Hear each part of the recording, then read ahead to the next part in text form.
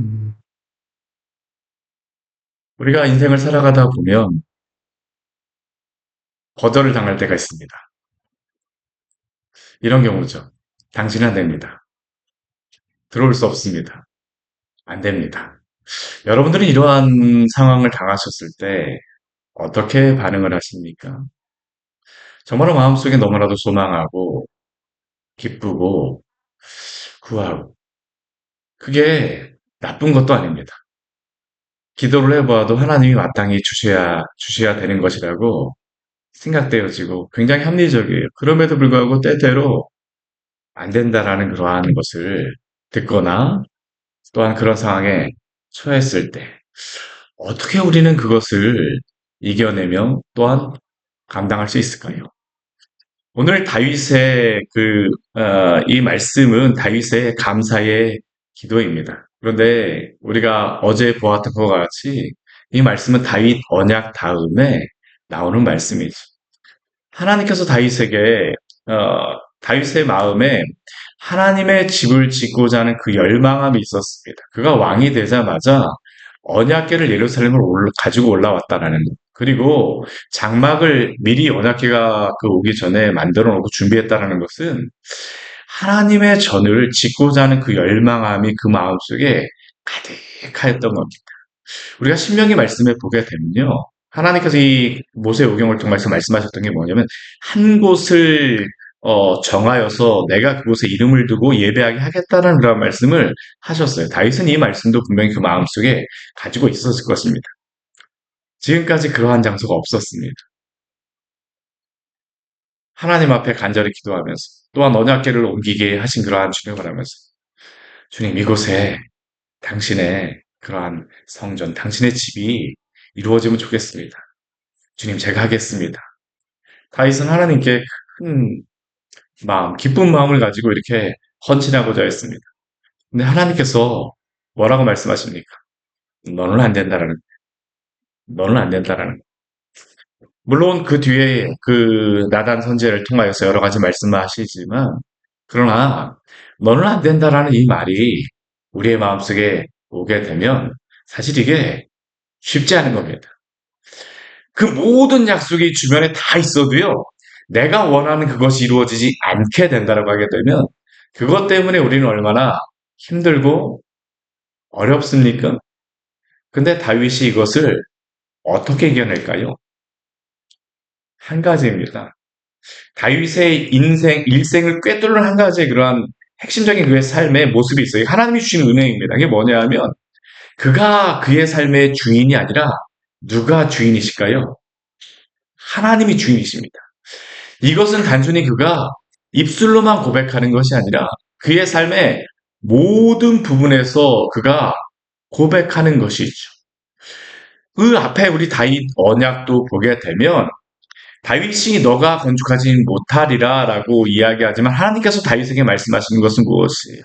다윗의 씨를 통하여서 다윗이 먼저 하나님의 집을 짓겠다라고 하였지만 하나님께서 다윗에게 다윗 언약, 다윗 그 성전을 건축하게 하지 않는 그러한 이유를 보게 되면요. 가장 중요한 이유는 이겁니다. 뭐냐 하면 너가 내 집을 짓는 것이 먼저가 아니라 내가 먼저 너의 집을 짓겠다라는 겁니다. 그게 바로 앞에서 우리가 보았던 그 말씀이었죠. 우리 그 17장 우리 14절의 말씀입니다. 같이 한번 우리 읽어볼까요? 앞에 17장 14절입니다. 내가 영원히 그를 내 집과 내 나라에 세우리니 그의 왕위가 영원히 견고하리라 하셨다. 이게 다윗 언약의 핵심입니다. 우리 사무엘하 같은 경우에는 아, 내 집과 내 나라를 세우겠다라고 하나님께서 말씀하셨는데요. 사실 그 의미가 아니고 역대하에서는 이 의미를 이게 약간 다르게 바꾸어서 기록을 합니다. 본래 의미를 살리는 것입니다. 누구의 집과 누구의 나라를 세우는 것일까요? 하나님의 집과 하나님의 나라를 세우는 것. 이게 굉장히 의미가 있어요. 왜 그럴까요? 다윗의 나라와 다윗의 왕조는 이 역대기 말씀은 우리 포로 후기잖아요, 그렇죠? 다윗의 나라와 다윗의 그런 왕조는 사라졌지만 그러나 하나님의 나라와 하나님의 역사는 오늘도 살아서 역사하고 하신다라는 겁니다. 그리고 이 약속은 오늘 우리에게도 동일하게 주어진 약속임을 믿으시기를 바랍니다. 우리의 뜻과 계획은 무너진다 할지라도 하나님의 뜻과 계획, 그의 나라는 영원하여서 오늘도 하나님께서는 당신의 뜻을 이루어 가십니다. 하늘에서 주의 뜻이 이루어진 것과 같이 이 땅에서도 주의 뜻이 이루어지고 있습니다. 그리고 우리의 기도 제목은 무엇일까요? 하늘에서 주의 뜻이 이루어진 것과 같이 오늘도 이 땅에서 당신의 뜻을 이루어 주시옵소서. 우리가 날마다 주기도문을 통하여서 고백하는 그러한 고백이 바로 이것 아닙니까? 다윗은 바로 이것을 고백하고 있습니다. 그리고 그의 마음속에 있는 중요한 한 가지가 있어요. 또 오늘 뒤에 그가 하나님 앞에 기도할 때에 그가 하나님 앞에 질문하는 게 있습니다. 질문이라기보다는 감사의 제목입니다. 우리 16절 말씀을 보게 되면 다윗 왕이 여호와 앞에 들어가 앉아서 이르되, 그 다음에 우리 같이 한번 읽어볼까요? 여호와 하나님이여, 나는 누구이오며 내 집은 무엇이기에 나에게 이에 이르게 하셨나이까. 다윗은 하나님 앞에서 두 가지를 봅니다. 무엇을 볼까요? 내가 누구인가를 보게 되어집니다. 나는 누구이오며 내 집은 무엇이기에. 그러나 동시에 그는 무엇을 볼까요? 하나님을 보죠. 여호와 하나님이요. 사랑하는 여러분, 우리의 소망과 우리의 목적이 무너질 때에 나에게 집중하게 되면요, 그것이 넘어질 수밖에 없는 이유가 되지만 하나님을 바라보게 되면 그것조차도 감사의 기도의 제목이 됨을 기억하십시오. 다윗이 감사할 수 있는 이유는 이것입니다. 여호와 하나님이여, 나는 누구이오며 내 집은 무엇이기에. 나에게만 집중해도 안 됩니다. 그렇더라고 하나님만을 바라보아도 나하고 생활이 그 신앙이 괴리되게 되죠. 다윗은 이것이 절묘하게 이게 연결되어 있습니다. 성경이 그런데 사실 그것을 우리에게 말씀합니다. 하나님이 어떠한 분이신가를 알려주고요. 또한 우리가 어떠한 존재인가를 알려주십니다. 다윗은 항상 알고 있습니다. 자신이 어떠한 사람인가를 알고 있어요. 우리 17절 말씀을 보게 되면 그가 고백하는 게 무엇입니까? 하나님이여, 주께서 이것을 오히려 작게 여기시며 또 종의 집에 대하여 먼 장래까지 말씀하시오니 여호와 하나님이여, 나를 존귀한 자들 같이 여기셨나이다. 사실 이 시대에 다윗만큼 존귀한 자가 누가 있을까요? 다윗만큼 존귀한 위치에 있는 사람이 누가 있겠습니까? 이미 다윗은 온 12지파의 왕이 되었고 그 주변의 나라들을 정복해가고 있는 중입니다. 다윗이 지금 이 시대에는 떠오르는 왕이고 가장 힘 있는 사람입니다. 다윗보다 존귀하다라고 이야기할 수 있는 사람이 없어요. 사람으로 다 보게 되면, 위치로 보게 되면. 그런데도 불구하고는 어떻습니까? 하나님 앞에서 내가 누구인가를 아는 것입니다. 그가 지금까지 이렇게 온 것은 그가 잘나서 온 게 아니라는 것을 항상 알고 있어요. 목동 시절에서부터 시작하여서 사울에게 10몇 년 동안 쫓겨다녔던 그러한 시기까지 그가 잘나서 했던 거 아닙니다. 우리가 다윗의 그러한 쫓겨다녔던 그러한 모습을 보십시오.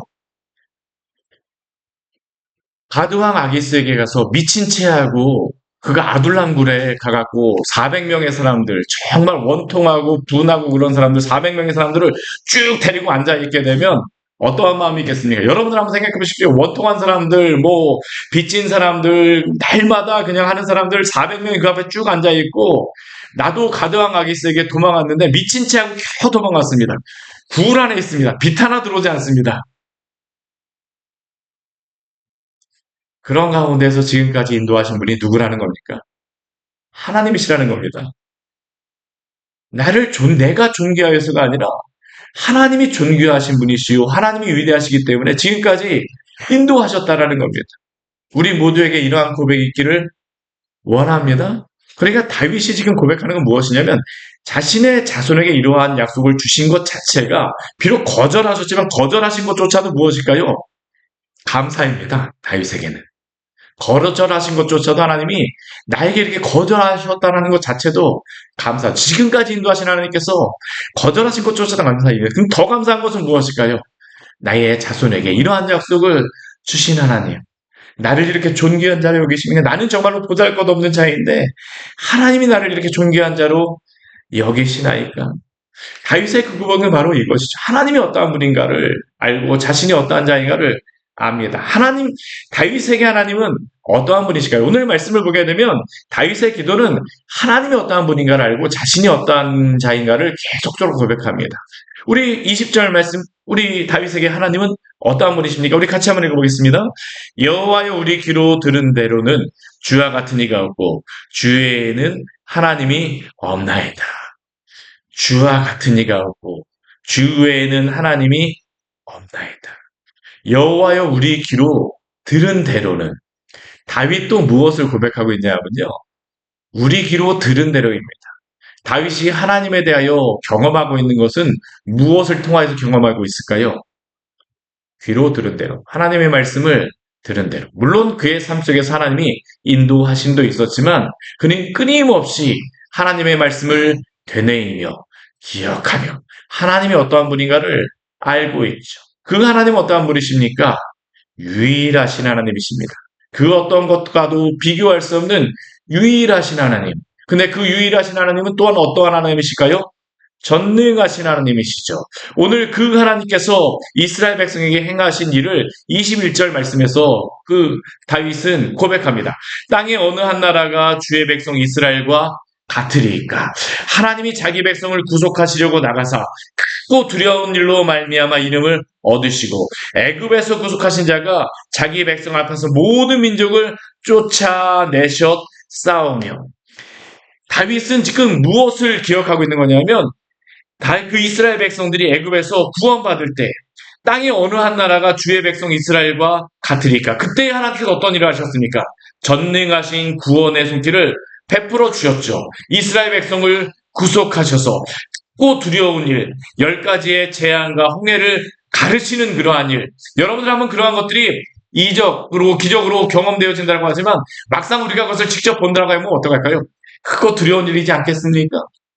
그 크고 두려운 일을 행하셨던 하나님, 그 구원을 행하시는 하나님. 그런데 이 하나님이 이스라엘 백성에게 무엇이 되었습니까? 하나님이 되어주셨어요. 이게 바로 언약 백성의 의미입니다. 구원하신 하나님께서는 그들을 내버려 두신 것이 아니라 내가 너의 하나님이 되었다라는 겁니다. 사랑하는 여러분, 우리가 구속 백성, 언약 백성이 되었다는 의미는 무엇일까요? 예수 그리스도를 통하여 우리가 구원받고 나서 하나님이 우리를 결코 내버려 두지 않으심을 믿으시기를 바랍니다. 우리를 그냥 내버려 두신 것이 아니라 하나님이 우리를 무엇으로 삼아 주셨습니까? 하나님의 백성, 너는 내 백성이야! 인쳐 주셨습니다. 보증이 되어 주시고 인쳐 주심. 이게 바로 언약 백성의 의미이죠. 이게 계속적으로 내려오고 있는 겁니다. 이스라엘 백성에게 이렇게 행하셨던 하나님. 근데 다윗은 무엇을 고백하고 있을까요? 지금도 그 하나님께서 나를 구원하셨고 지금까지 나를 구원하셨고 또한 나의 하나님이 되어주셨다. 지금 이 말씀을 첫 번째로 듣고 있는 이 포로 후기의 백성들, 그들에게도 이 말씀은 무엇입니까? 그들을 바벨론의 그러한 포로에서 구원하셨고 그들은 포로 후에 아니 하나님 포로 후에 다윗 왕조도 없고 뭐 성전도 없고 그러는 그런 것들에 집중하고 있지만 아니라는 겁니다. 그들을 바벨론에서 구원하신 하나님께서는 지금도 그들에게 하나님이 되어주신다는 겁니다. 오늘도 그렇습니다. 사랑하는 여러분, 여러분들이 왜 이 자리에 나와 있습니까? 우리가 많은 이 자리에 나서 기도할 기도의 제목들 가졌을 때 하나님 이것도 필요하고 이것도 필요하고 이것 때문에 하나님 너무나도 답답해요라고 하지만 사실 우리가 가장 먼저 기억해야 될 것은 무엇일까요?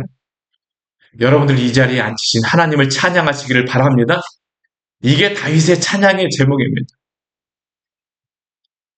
과거에 계신 하나님이 아니고 오늘도 구속하셔서 오늘도 붙들어 주신 하나님이라는 겁니다. 22절 우리 같이 한번 읽어볼까요? 주께서 주의 백성 이스라엘을 영원히 주의 백성으로 삼으셨사오니 여호와여 주께서 그들의 하나님이 되셨나이다. 여호와여 주께서 그들의 하나님이 되셨나이다라고 했을 때 그 앞에 무엇을 말합니까? 영원히 주의 백성으로 삼으셨사오니.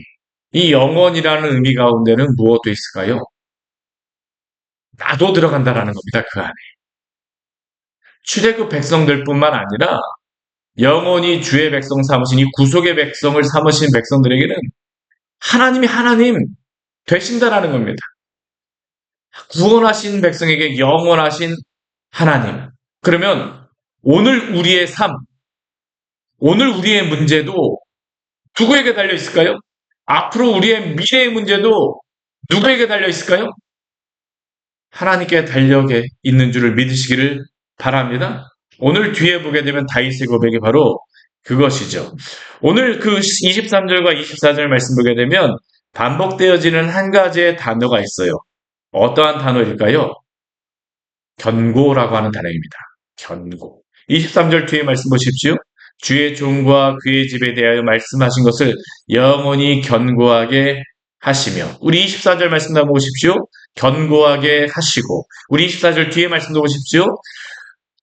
주의 종 다윗의 왕조가 주 앞에서 견고히 서게 하옵소서. 우리 아까 그 14절, 우리 14절 말씀도 하나님이 다윗 왕에게 주셨던 그 약속이 무엇입니까? 내가 영원히 그를 내 집과 내 나라에 세우리니 그의 왕위가 영원히 견고하리라. 지금까지 구속하신 하나님께 우리의 삶이 미래에도 안전할 수 있는 이유는 오직 하나님께 달려있음을 믿으시기를 바랍니다. 인정하시기 바랍니다. 이게 우리의 고백이죠. 다윗은 과거에만 하나님이 되어진 것을 그가 고백하는 것이 아니라 현재에도 그 일을 이루어 가시며 그렇게 앞으로도 그의 기도의 제목은 무엇입니까? 지금까지 인도하신 하나님께서 견고하게 붙들어 주시옵소서. 성도의 과거와 현재와 미래는 모두 우리 하나님께 달려 있습니다. 그렇기 때문에 안전한 것입니다. 우리가 우리의 나라를 만들게 되면 무너지고 사라질 수 있지만 하나님이 약속하신 나라는 사라지지도 않고 무너지지도 않는 나라임을 기억하십시오. 제가 자주 말씀드리지만 성도는 죽어도 무엇입니까? 천국입니다. 굉장한 의미가 있는 겁니다. 그래서 성도는 실패가 없습니다. 왜요? 그에게 기업을 주셨다라고 하는 의미는 과거의 나를 구원하시고 나서 지금 나 우리를 내버려 두시는 게 아닙니다. 오늘도 우리를 붙들어 주세요. 우리를 어디까지 인도하실까요? 주의 영원한 기업의 나라에까지 우리 인도하실 줄 기억하십시오. 하나님이 복이십니다. 그렇기 때문에 다윗의 삶이 이제 오늘 17장 말씀을 보았잖아요. 이제 18장 이후 역대상의 말씀은 어떠한 말씀이 나오냐면요. 한 가지 나옵니다. 다윗의 인생에. 사무엘상에서는 바세바 사건도 일어나고 여러 가지 쫓겨다니고 있는 그러한 이야기도 나오는데요. 다 거두절미합니다. 전쟁 승리하고 나서 그 다음서부터 다윗은 무엇 하냐면요. 레위인들을 어떻게 하나님을 섬길지 다 성가대, 문지기 이런 거 다 정합니다. 그리고 그 하나님의 그 성전을 짓기 전에 그 준비하는 준비도 다 누가 할까요? 솔로몬이 한다라고 우리 생각하지만 다윗이 그러한 준비 다 해요. 왜요? 견고하게 세우실 하나님을 바라보고 있기 때문입니다. 오늘 나에게 거절되어진 것이 아니라 오늘도 이끌어 가시는 하나님, 앞으로도 이끌어 가실 하나님께 소망을 두기 때문에 그런 모든 인생을 주님께 맡기죠. 이게 바로 하나님이 우리의 주인 되시는 삶이 아니겠습니까? 우리를 구원하신 주님께서는 우리의 주인이 되어주십니다. 오늘도 그분과 함께 동행하시기를 축원합니다. 같이 기도하도록 하겠습니다. 하나님 아버지 오늘 말씀을 통하여서 우리에게 귀한 은혜를 주니 감사를 드립니다. 우리는 인생 가운데에 거절되어진 것, 안 되는 것, 여기에 집중하여서 하나님 왜 이것도 안 주시고 이것도 되고 이것도 문제가 있고 이것도 문제가 있다라고 우리는 참 거기에 집중하지만 그러나 정말로 죽을 수밖에 없는 죄인, 하나님을 배역하였던 그 죄인 중에 괴수여 배설물과 같은 우리들, 쓰레기와 같은 우리들을 구원하여 주셔서 하나님의 그 구원의 은혜를 알게 하여 주시고 또한 하나님의 백성으로 존귀한 자로 삼아 주셨음을 또한 알게 하여 주셔서 감사합니다. 다윗이 이것으로 하나님 앞에서 하나님이 하나님 되어주시기 때문에 감사하며 기뻐하며 힘을 얻었던 것 같이 오늘도 우리에게 이미 허락하여 주셨던 그 구원의 은혜를 감사하게 하여 주시고 오늘도 그 약속에 따라 붙들어주시는 하나님을 찬양하며 동행하게 하여 주시고 또한 우리의 인생의 마지막까지 견고히 우리의 삶을 이끌어 주시옵소서.